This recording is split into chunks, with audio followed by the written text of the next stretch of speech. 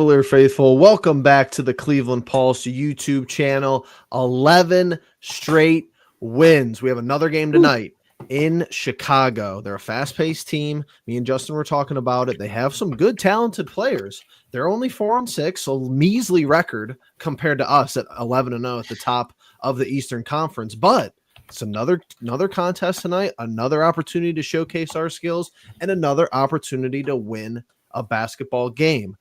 I want to illustrate something before I open it up to the panel about how this is just something I stumbled upon, and I think it represents how incredible this start has been so far to the season. So I'm going to take away our overlay because I'm showing a screen.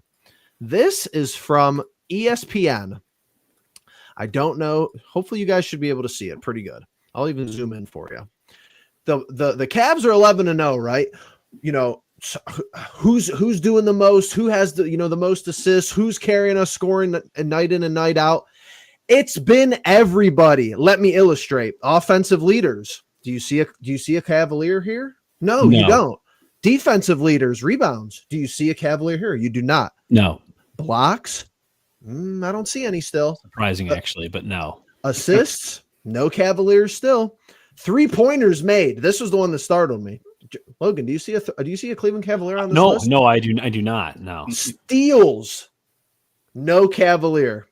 So the top 5 players in every major statistical category that ESPN tracks, the Cavs are not in any of them. And you might think, well, maybe that means they're not very good. Maybe that means they just, don't have a lot of ball players. No, it means the exact opposite. It means that literally everybody has been that good. Justin, how are you feeling? Let's get some opening thoughts from you. Oh, I'm feeling great. And like you said, it's been everyone on this team that's gotten us to 11-0. And of course, who would have thunk that there was this much talent on a roster a year ago, 2 years ago, 3 years ago, just especially last year, though, with bringing in Niang and Strus and just kind of offensively laying goose eggs. Not necessarily goose eggs, but definitely not putting up 120-plus points on multiple occasions, and we're only 11 games into the season.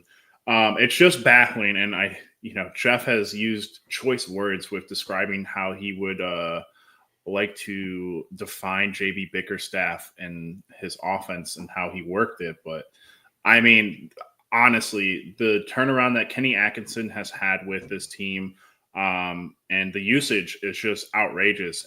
You go back to the Nets game and you listen to his comments about, hey, a lot of these lineups weren't working. What did you do? Oh, I changed it, and it's like, what a breath of fresh air. Like, and of course there will be occasions where he just has to ride out some bad stints with some lineups, and that's just going to happen. But, it's such a amazing thing to just think, wow, I have 15 guys on a roster, right? There's got to be someone on there that can help me in this specific situation or can light, go back to Lamar Stevens, who was probably a 10th guy, 11th guy, 12th guy, realistically off of our bench at the time. He would always come in and get a huge, kind of boost to the energy that was going on to the team. But honestly, it's just been a completely shell-shocking start to this season. And all of it, I will put 80% of it to Kenny Atkinson and 20% of, health to the rest of the guys, but just unbelievable start. Logan, you were at the last game, so you have a unique perspective. How exciting was this team in person? How loud was the crowd? I mean, this is a game the Cavaliers, in a lot of ways, you could have maybe excused in the regard that it felt like a trap game. Second night of a back-to-back, 10-0, the pressure of going to 11. Shots aren't falling. They find a way to win. And it's weird. The whole game, not for 1 second did I think we were going to lose the game. Right. There was moments, sure, where you're like, they're making awfully tough on themselves to get back in this game. But I thought if this game was 10 to 12 points going to the fourth quarter, they were going to be just fine. And sure enough, they were. Turn up the defensive pressure, turn defense into offense. That's what Kenny's been so good at, just getting these guys in the right positions, filling the lanes, running to the corners, and just absolutely exposing defenses all over the league. Now, I want to get back real quick to my thoughts. Absolutely. To echo what Justin said. Evan Mobley took the leap. Darius Garland is returning to form. But it begins and it ends with Kenny Atkinson. And this is what I'll say. Did you know back when Kyrie Irving and Kevin Durant became Brooklyn Nets, Kenny Atkinson reportedly did not want to coach them? And I think that is so true in today's Cavaliers team. There is no egos. Sure, Donovan Mitchell's a star. Darius Garland's a borderline all-star. Mobley is a soon-to-be all-star. Jarrett, yes, I hear you. But there's no egos. There's a difference between being an all-star and being a diva. And I think a lot of times in this league, there's a lot of divas out there on many teams. This Cavalier team, not only is Kenny the right coach for them, but they're the right team for Kenny. And I think when you put those two things together, you get 11-0. Wow, that's I haven't heard that it quite laid out like that. This is the perfect team for Kenny because honestly, it makes sense. There's nobody who, think about it, Logan, riding off of that point, how many different lineups are ready, even to like close the games. Like, I think it's fascinating. And you've texted me this before, and I agree with you, full heartedly. The Garland, Mitchell, Jerome minutes while they're all out there is very, very interesting. And this is the point I want to drive home for 11-0 so far. Let's go back I know we don't want to. Why would you want to go to the past? The present is so nice. It's so sweet, but just follow along with me here. Let's go back a few seasons ago. It feels like years. The Ricky Rubio resurgence year. This team makeup reminds me of when that team played really, really, really good, but we're just so much more talented. We just have so many more guys who could score the basketball. And this is another thing where, of course, I'm going to get a little agitated on the live because it's Cleveland sports. I have to get a little agitated. We don't need a backup this. We don't need a backup 5. We don't need which is still an issue, by the way. We'll talk about that later into the season. We don't need a backup 1. Yes, I had a lot of respect for Craig Porter Jr. last year. I think he tried his absolute hardest. I think he's good. I think he's a good basketball player. And it wasn't his fault that he didn't get a lot of playing time, especially with JB down the stretch, whatever. Jerome coming on with the second unit makes us so good. The whole, we're just going to stagger Don and Darius and, make it work. And someone's always going to be the one. Why? You have Ty Jerome now. The guy is playing at an elite level. He's playing at an all-star level. I don't even know how. Karis LeVert is playing at an all-star level. But you have a competent ball handler on the court the whole game. Haven't had it the past couple of seasons. You really hadn't, especially with what Darius went through last year. You didn't have it that much last year. You had Don carrying the rock. You had LeVert 50% of the time being bad. And now, LeVert's playing good. He can play his role. Okoro's playing his role. Everyone's playing their role. And I'm excited to keep it going. Logan, the bench. Talk to me about the bench. Jerome, everybody. What did we talk about beginning of the year? We said, I think this team has depth. Well, I said this. I said the team has depth. Is it usable depth? And I think this is long before we realized just the kind of player Ty Jerome is. Because similar to Ricky Rubio, look at that bench, right? Kevin Love was having a great season that year. He bought into his role of coming off the bench, and he shined in it. Ricky Rubio is having a resurgence. Who else was there? Lamar Stevens. Yeah. Ed Davis. Karis was a starter. So, I get it. Like, it's easy to... I don't know why I can't think of players off the top of my head. I mean, Brandon Goodwin is another name that got extended minutes. But the difference was Ricky Rubio. We brought in Karis LeVert because Rubio went down. And that didn't work. Didn't work like we thought it would. The difference with this bench is while the depth might be the same cast of characters, Sam Merrill, George Niang, Dean Wade, Isaac Okoro, same cast of characters from last year. Ricky Rubio, with that team 3 years ago now, wow, 3 years ago, made that bench way better than it had any right to be. And I think that's what Ty Jerome is right now. He's making guys be effective basketball players. George Niang, that man lost 20 pounds. I swear he did, and he's usable now. But I tell you what, Ty Jerome puts him in good space. Ty Jerome sets up the offense, runs the offense very fluidly. And we love CPJ over here at the Cleveland Pulse. We do. But Ty Jerome, I will give you this. You have me. I was so wrong about Ty Jerome. And I know Jeffrey, actually, going back to last season, we predicted who are our X factors, our players that I loved when we signed him. And Jeffrey said Ty Jerome. We never got to see the guy. But I think Ty Jerome fills that Rubio role, kind of like what you're alluding to, Jeffrey, where, yeah, the depth might be the same cast of characters, but they have a different impact because they have a guy running the show that gets it, that puts them in positions to succeed. And yeah, I don't think that we're going to shoot 52.8% from the court all the time or 42% from three as a team. That's not going to happen. It's not sustainable. So I do think down the road, like maybe you look into adding a piece. The best teams do it, but I wouldn't break up much of this. I mean, there is depth here that when those shots aren't going down, suddenly doesn't look like a whole lot of depth. So I will say for now at 11-0, we're happy. We're in fantasy land. We're feeling good. And Ty Jerome's a big reason for it. But this Cavalier team, when the going gets tough, we'll see what they're made of off the bench. I do think that depth is there. I do think it's usable depth.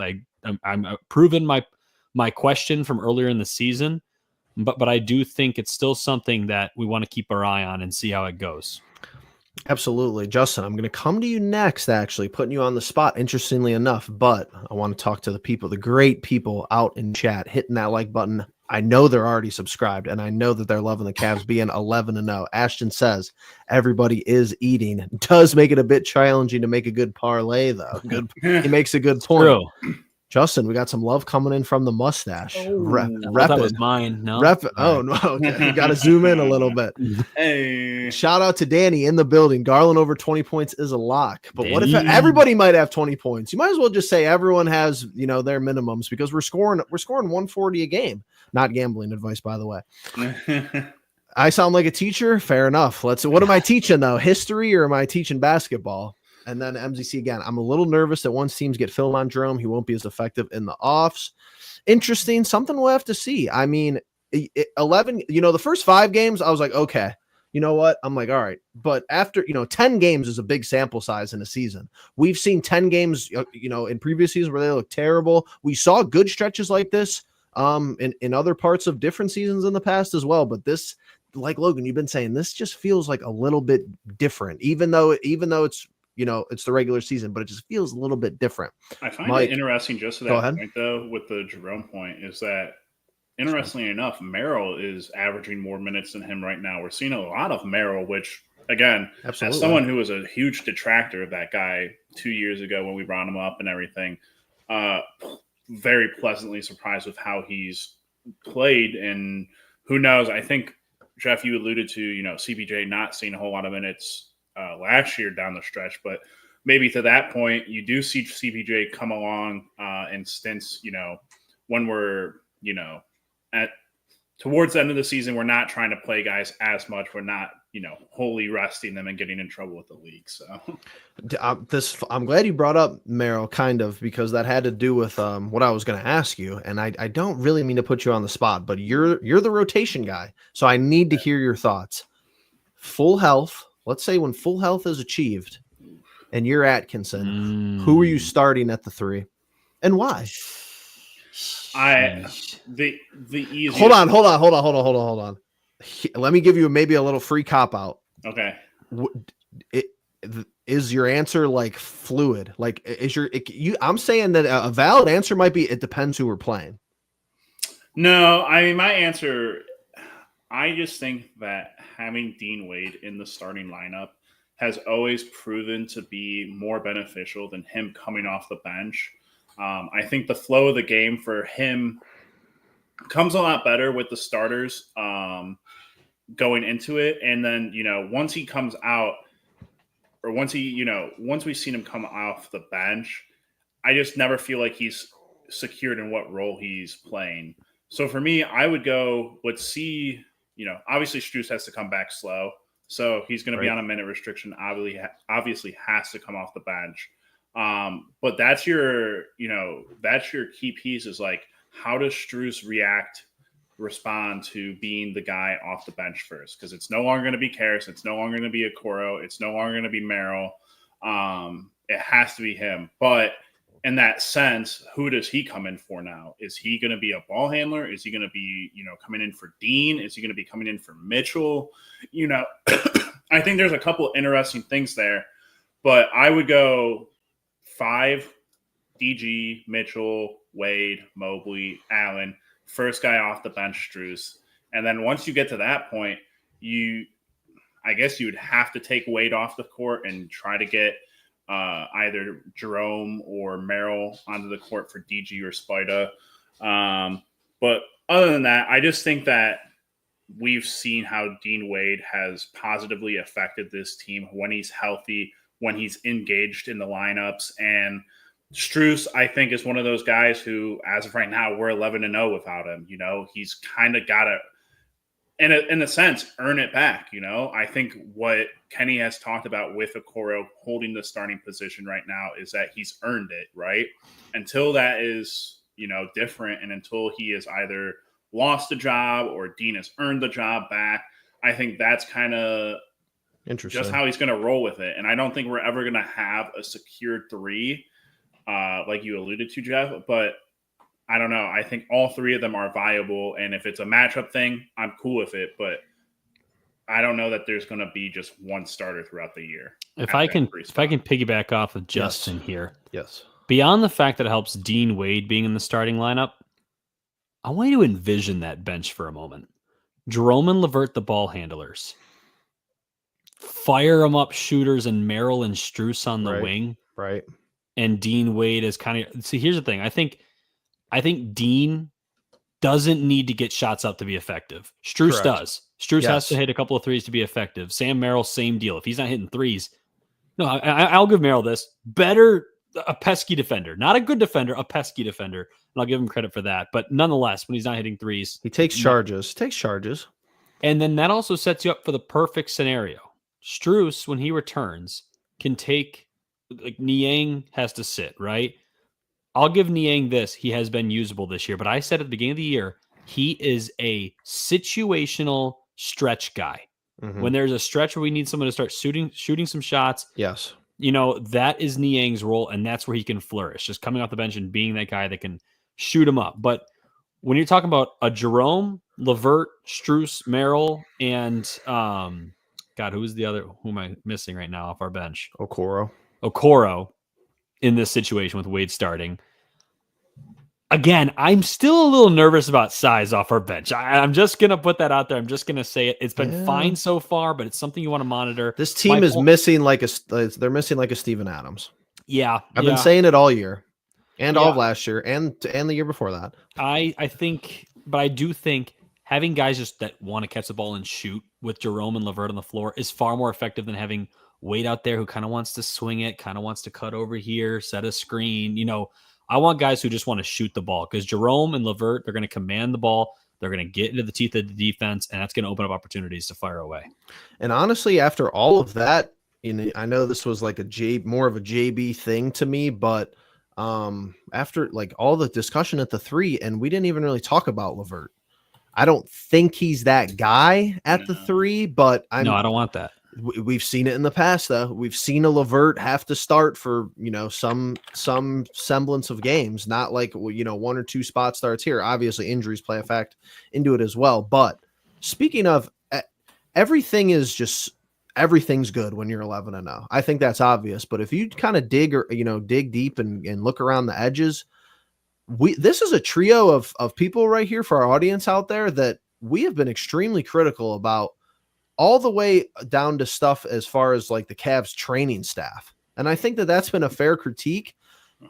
In prior years, if you have an injury like this with Strus and you're not 11-0, it's like, all right, when are we going to get him back? At this current juncture, it's like, okay, if it takes 4 to 6 weeks rumored, if it takes 8 weeks, who cares? You don't have to rush guys back at this current moment. LeVert has been had a little bit of injuries to start the season. So, next man up. Dean Wade has been sick. He was sick for 2 games. Next man up. Okoro in the starting lineup again tonight, which I think is kind of an interesting shout from Kenny Atkinson. He knows what he's doing, though. Through 11 games, you can't say Atkinson doesn't know what he's doing. You can't say these guys haven't shot the lights out of the ball, because they have. You can't say that their defense has fallen off from last year, because it hasn't. And you can't say we've lost a game, because we're 11-0. Back to the chat real quick here, because we got some more people flooded in. Momo, welcome on in. Hype. Steven Adams, I give you Tristan Thompson. Oh, good. Come on now. I tweeted out what a troll. I love this quote. I love this from Danny, because I tweeted out the 2013-2014 roster graphic of the Cavs a couple of days ago, and I don't even know if that Tristan Thompson would have been a good backup on this team. Probably he would have been better than he is now. He would have been better than he is now. But somebody commented underneath back when Tristan was left-handed, and I had a good laugh at that, because that's too good. That's pretty good. Yaz, welcome on in. Cavs 8.5. It's not gambling advice, but they're that, about this game. They're that big of a favorite tonight. That's a big line. That's a big line. Cavalanche. We are winning 100 million, a million bazillion gillion games. I think it's a billion. Wait a minute. I don't. So many zeros. Got to be a billion. Billion. 1 billion. There we go. Cavs for never losing the rest of our lives. Imagine.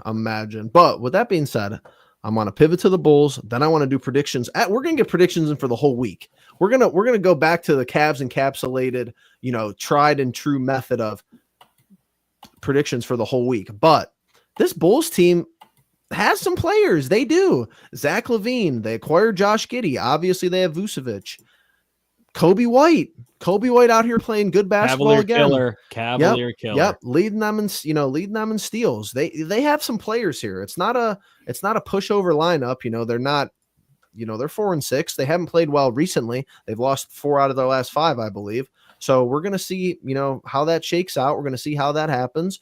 Let's go over it real quick, because you have to bask in the glory of the Eastern Conference standings. You just have to.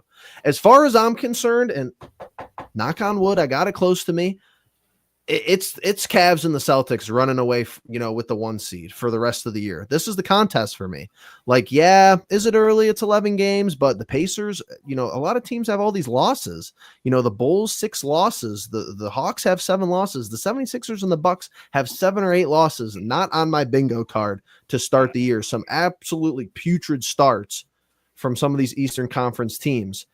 Logan, start with me tonight. I know what you're going to say, but I want to hear from you first. Technically, Cavs and Bulls. Who do you got so far for tonight?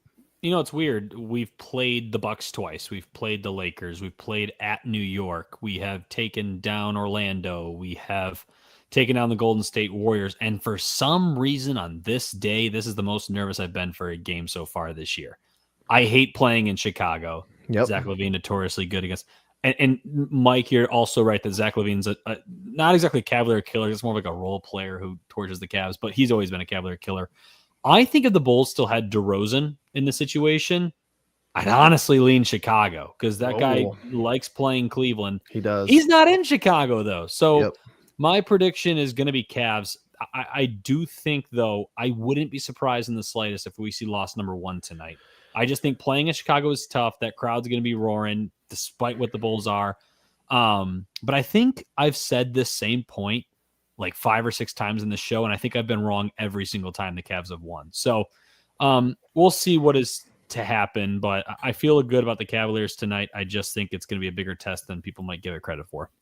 Yeah, so believe it or not, there's just a snapshot of where we are as far as our season predictions for the Cavs encapsulated crew. Justin and Logan are tied with the same exact record. They have said the Cavs are going to win every game except for the first Milwaukee game. So that makes them 10-1 on predictions. I am right behind them at 9-2. I said we were going to lose the second game of the year against Detroit. I called a JB revenge game. That was silly in hindsight. And then the Magic game, which obviously that prediction was made before Banchero got hurt. Honestly, I don't know if I change it regardless, because I just think the Magic are a good team, going to be good, relatively good all year long. So that's where we're at now.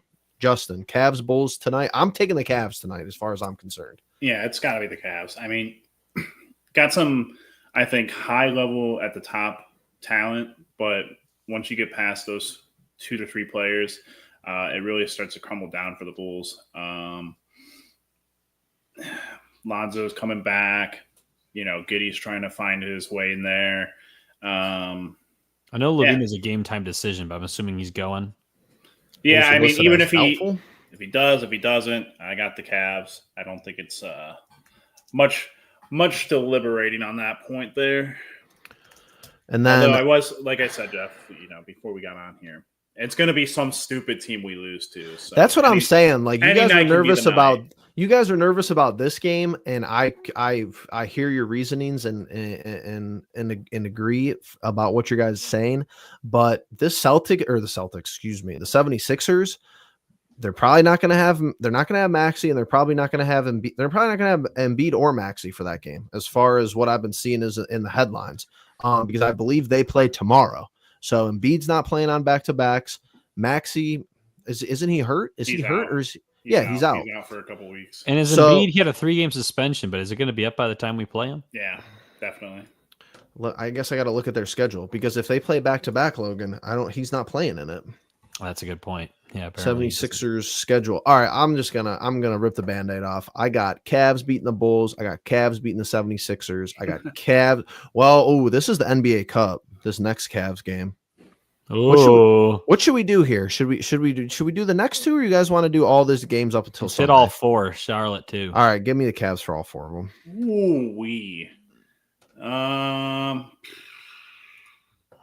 Until the Cavs lose, I struggle to take any other team. But yes, the 76ers play the Knicks tomorrow. Cavs against the Bulls.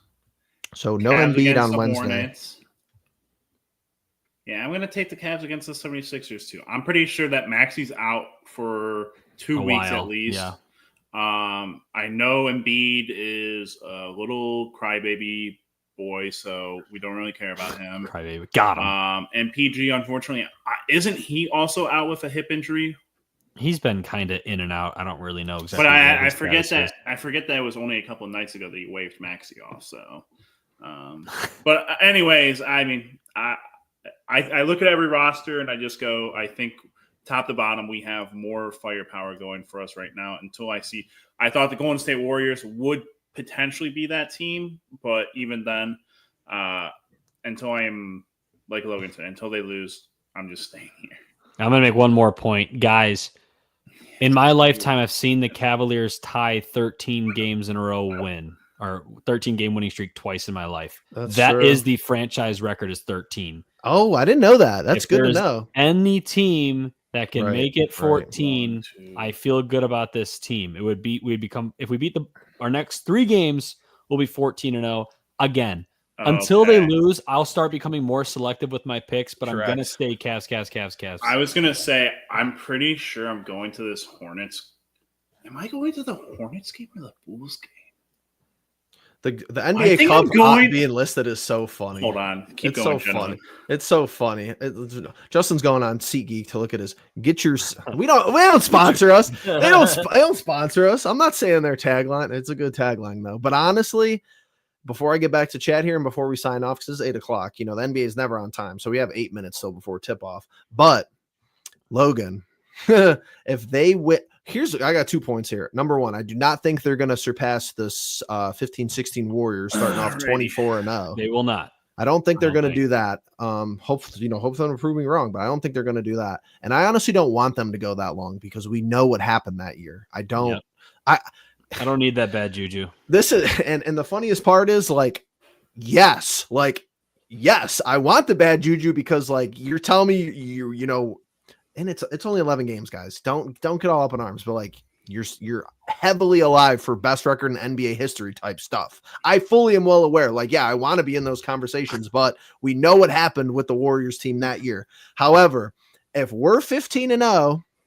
Or whatever here. Yeah, if we're 15-0 and the Celtics obviously keep winning, this Tuesday game in Boston is buy plane tickets and fly to Boston type activities and get tickets for the game. Not even lying. Or drive.